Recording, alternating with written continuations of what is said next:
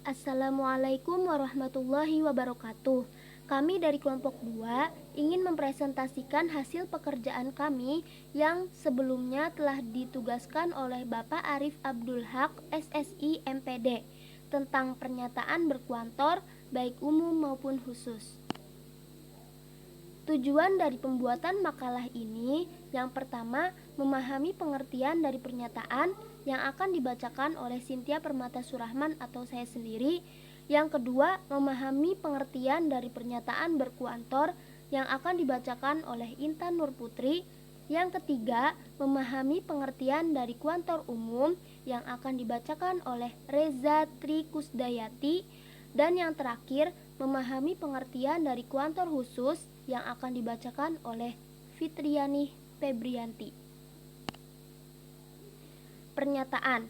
Pernyataan atau kalimat tertutup merupakan suatu kalimat pembuka pembicaraan, baik benar, salah, ataupun tidak keduanya. Jadi, pernyataan itu sebuah kalimat yang membuka permasalahan, persoalan, ataupun pembicaraan yang nyata, baik itu benar, salah, maupun tidak keduanya. Ini adalah simbol-simbol dari pernyataan, di mana P dalam kurung A menyimbolkan kalimat tertutup atau pernyataan, dan P dalam kurung X menyimbolkan kalimat terbuka. Berikut adalah contoh pernyataan dan bukan pernyataan. Yang pertama, terlihat bahwa P dalam kurung A sama dengan 3 plus 4 sama dengan 7. Di situ nilai kebenarannya benar karena jika dihitung hasilnya pun akan benar. Yang kedua, pernyataan di mana P dalam kurung A sama dengan 5 plus 3 sama dengan 4. Bisa terlihat jelas bahwa di situ nilai kebenarannya salah karena hasilnya jika ditambah 3, 5 ditambah 3 hasilnya 4 itu salah. Yang benar itu 8. Contoh yang ketiga, pernyataan besok hujan. Itu merupakan belum bisa ditentukan nilai kebenarannya. Jadi belum pasti gitu. Dan yang terakhir, bukan pernyataan atau kalimat terbuka, di mana P dalam kurung X sama dengan X kuadrat min 5X plus 6 sama dengan 0, karena variabel X masih harus dicari atau masih rahasia atau harus dihitung, pokoknya gitu. Baiklah, selanjutnya saya akan mempresentasikan tentang pernyataan berkuantor. Pernyataan berkuantor adalah suatu ucapan atau kalimat terbuka yang jika kita bubuhkan atau kita tambahkan dengan beberapa kata, itu akan menjadi kalimat tertutup yang disebut juga dengan pernyataan. Dan dalam mengubah kalimat terbuka menjadi pernyataan, kita bisa menggunakan dua jenis kuantor. Yang pertama, kuantor umum yang disebut juga dengan universal quantifier, dan yang kedua, kuantor khusus yang disebut juga dengan existential quantifier. Baik, di sini saya akan menjelaskan kuantor umum atau universal quantifier. Ada dua hal yang harus teman-teman bisa pelajari, yaitu pertama, pernyataan dengan kuantor umum ditandai dengan penggunaan kata setiap atau semua, simbol operator logika untuk kuantor umum seperti huruf A yang dicerminkan secara horizontal. Yang kedua adalah pernyataan yang bersifat umum. Baik, seperti contoh yang sudah diberikan, yaitu X kuadrat plus 3 sama dengan 6 merupakan kalimat terbuka, lalu kita ubah ke dalam kalimat tertutup. Kita ibaratkan X sebagai anggota bilangan real. Lalu kita buat kuantor umum X dengan X kuadrat plus 3 sama dengan 6 dapat dibaca untuk semua X berlaku X kuadrat plus 3 sama dengan 6. Lalu kita misalkan nilai X itu sama dengan 2. Maka hasilnya menjadi 2 pangkat 2 ditambah 3 sama dengan 6. Dan jika dihitung menjadi 4 ditambah 3 sama dengan 7. Jadi, kita lihat di sini hasil akhirnya adalah tidak sama. Jadi, dapat disimpulkan pernyataan ini adalah salah. Namun, seperti yang dijelaskan tadi, benar atau salah itu menentukan sebuah pernyataan, melainkan kata semua atau lambang kuantor X yang menentukan bahwa itu sebuah pernyataan atau kalimat tertutup.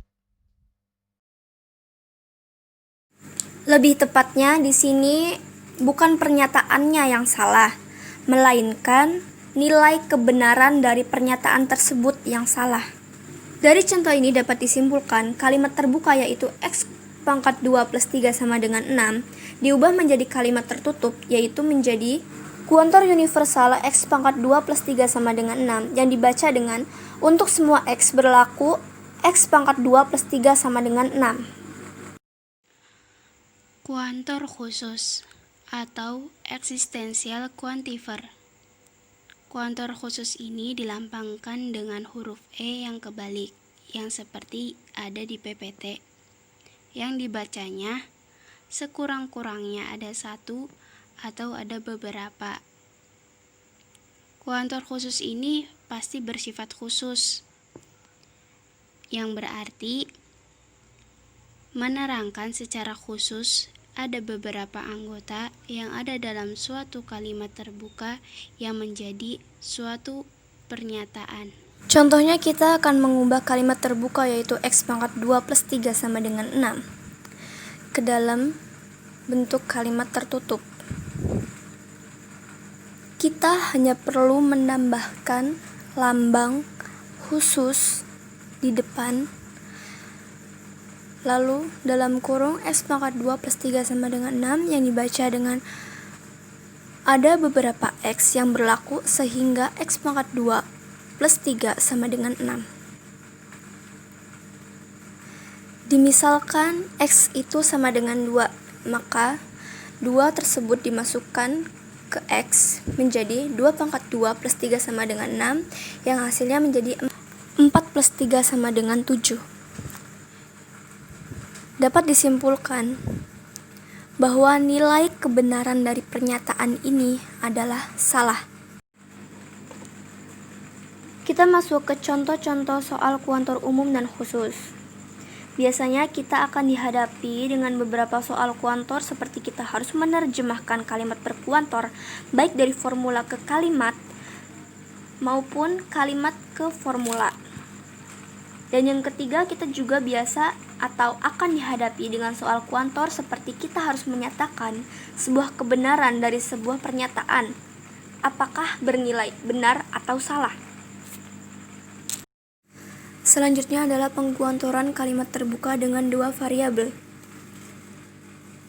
Kita dapat mengubah kalimat terbuka dengan dua variabel ini hanya jika kita mempunyai dua jenis kuantor, baik itu kuantor umum dengan kuantor umum dengan kuantor khusus dengan kuantor umum, atau kuantor khusus dengan kuantor khusus. Titik yang kedua, itu merupakan formula atau rumus dari pengkuantoran kalimat terbuka dengan dua variabel yang bisa kita baca, yaitu untuk setiap X ada beberapa Y, sehingga pernyataan X, Y. Titik 3 dan keempat adalah formula atau rumus dari kalimat terbuka dengan dua variabel, namun hanya dibubuhkan atau ditambahkan dengan satu kuantor. Maka, bentuk kalimat terbuka tersebut, walaupun ditambah dengan satu kuantor, itu tidak akan merubah menjadi kalimat tertutup atau sebuah pernyataan.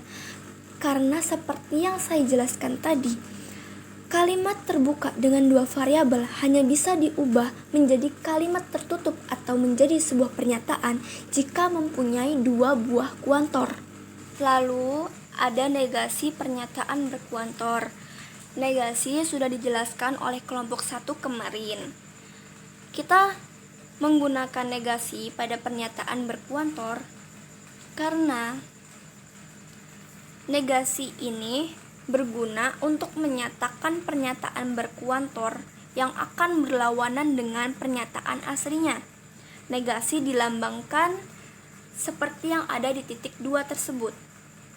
Contohnya, Jika pernyataan asli berbunyi semua bilangan asli adalah bilangan bulat, maka negasinya berbunyi beberapa bilangan asli bukan bilangan bulat. Atau bisa juga semua bilangan asli bukan bilangan bulat. Seperti yang saya jelaskan tadi, negasi bersifat selalu berlawanan dengan pernyataan aslinya. Di sini kami juga mempunyai kuis atau soal latihan, yaitu 3 buah soal untuk teman-teman. Silahkan diisi. Jika di sini materi atau soal latihannya kurang jelas, kalian bisa lihat di makalah atau PowerPoint yang sudah kami lampirkan. Presentasi kami akhiri sampai di sini. Jika ada salah kata dalam presentasi kami, mohon dimaafkan. Di sini kita sama-sama belajar. Jika ada yang ingin ditanyakan, silahkan tanyakan. Kami akan jawab sebisa kami, dan jika ada yang ingin menambahkan, kami persilahkan. Sekian dan terima kasih. Wabillahi taufiq wal hidayah. Wassalamualaikum warahmatullahi wabarakatuh.